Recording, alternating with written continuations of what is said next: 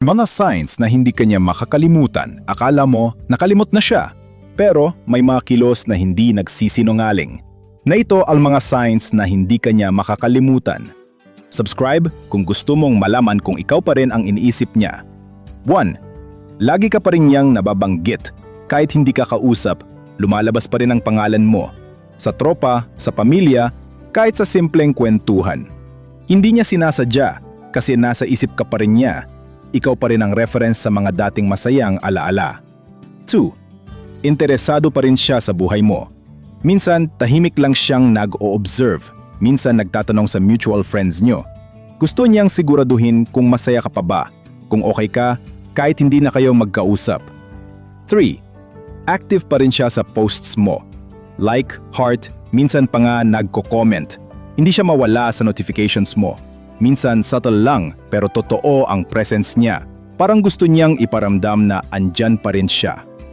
4. Naalala pa rin niya ang mga maliit na detalye. Birthday mo, favorite food, kanta niyo noon. Hindi nabubura sa kanya kahit gaano katagal. Kapag may narinig siyang bagay na may connection sa'yo, bigla kanyang naiisip at minsan kinikimkim niya lang. 5. Wala pa siyang kapalit. Single pa rin kahit matagal na kayong wala. Walang bagong ipinapakilala sa iba.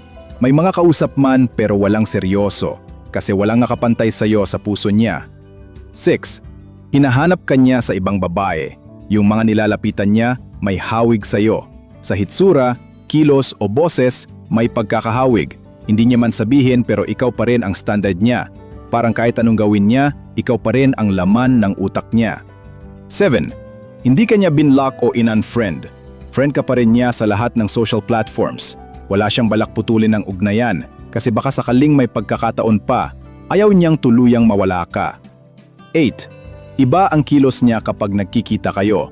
Tahimik, tingin na may halo pa ring lungkot. Parang may gusto siyang sabihin pero hindi niya masabi. Yung ngiti niya, bitin. Yung mata niya, seryoso. May tension at may halong pagsisisi. 9. Binabago niya ang sarili niya. Mas naging goal-driven. Mas nag-iingat sa decisions sa buhay. Parang gusto niyang makita mong ibang tao na siya ngayon at handa na siya kung sakaling bigyan mo ng second chance. 10. Umaasa pa rin siya kahit hindi niya aminin. Tahimik lang siya pero hindi umaalis. Hindi siya nagmamadaling magmahal ng iba. May parte sa kanya na umaasa pa ring babalik ka. At habang hindi ka pa tuluyang nawawala, hindi rin siya sumusuko sa pag-asang pwede pa kayo.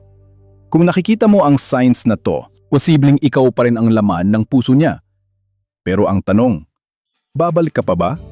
O tuluyan mga siyang iwan? Subscribe kung gusto mong maintindihan ang lalaking hindi pa rin makamove on.